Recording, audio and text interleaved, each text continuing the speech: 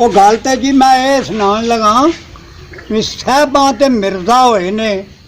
वार उन्हां दी बनी है मियाँ मोहम्मदीन दलौर चीमियां दे आले ने शहर ने मतबले भी लिखिया ते की उन्हें लिखिया उन्हें लिखिया वे भी उस बार दा ओ राजवाड़ा सी ते लिखिया वे भी की उन्हें इंतजाम सी कीते आ ते कित्थों कित्थों चीज़ां आईयां सन कित्थों पकवावे आए सन ते किस तरह आए सन ते किन्नी क खिदमत गो सन बंदे उत्थे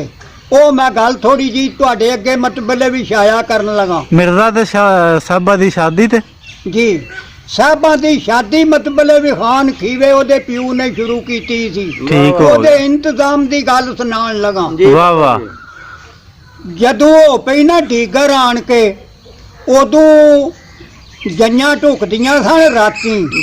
उस दौर दी मैं गल तुहानू पिया सुनाना आ बच्चियो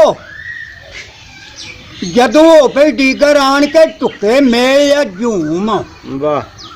ते अगों मैं जातां दसन ला भी किन्नियां क जातां आईयां सन जंजूए जालब घेबिए रांझे राठ महदूम टुआने ते कोट मोमनी हरन वडीलियूम भौण पट्टी ते काठिए खिची तड़ रूम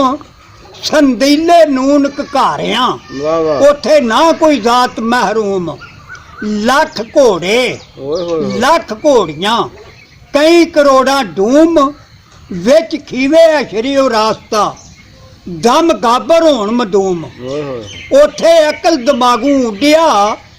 दाने हो गए बूम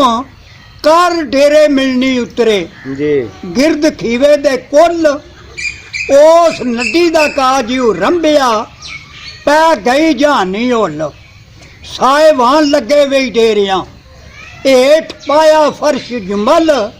मुजरे होन ले विच महिलसां पिया कसब दा मुल ढोलक मदमत मूरियां सुर बोले बुल बुल फिर डब्बे खोले गांधियां मतर मुअतर कुल आतर आले फिर डब्बे खोले गांधियां मतर मुअतर कुल चबेली संदल मोतिया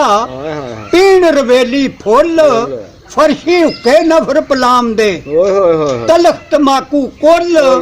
फिर दाने दे नारियां मुड़ गए दरवाजे खुल खातरदार मदार थी कोई नहीं रांझी शक्ल फिर खाने रंग बिरंग दे होए ने आन तैयार लद के चावल आंदे कांगड़ियों हिंदुस्तान दे विच कांगड़ा है लद के चावल आंदे कांगड़ियों करके छुतर कतार खंड घिनथ हरतपुर थी आंदी कई बार ते खस्सी दुंबा काबल कोट दा आंदा बेशुमार केसर लौंग जीरा कश्मीर दा भर के पिट्ठू आंदे चार अंबर सरू लुहाई सद के कीती चीज तैयार खस्ता लड्डू खंड दे वर्क चांदी दे चाड़ मठियाई कड्डियो ने 11 रंग दी बूटे अंबियो नार बेदाने बर्फ जलेबियां खंड पेड़े रंगदार कला कंध नमूने खंड दे शक्कर बूंदी पार सिट्टा सुड बनाया बाजरा किसे कारीगर हुशियार फिर धर दे गां जम कीतियां दर्दे देर बहरान सफेदे फिरनी हिरनियां हलवे हिंदुस्तान गोश्त शोरे रोगनी खुश्क लाहौरी नान मुजफ्फरी शोले अखनियां रंगीरे अफगान कर बस मोहम्मद चलिए हुण बेड़ो घोड़ी खडान ते जिन्नू समझ ना आई वो फोन ते मतबले भी साडे नाल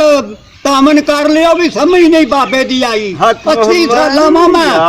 80 साला ते तुहानू गल पिया जबान नाल सुनाना ते दा मुल पाना चाहिदा है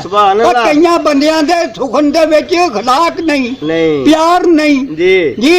मैं जेड़ी भी गल पिया करना मैं अपनी सिफत नहीं करदा ना समझ आई ते हथ खड़ा करना। वाह वाह।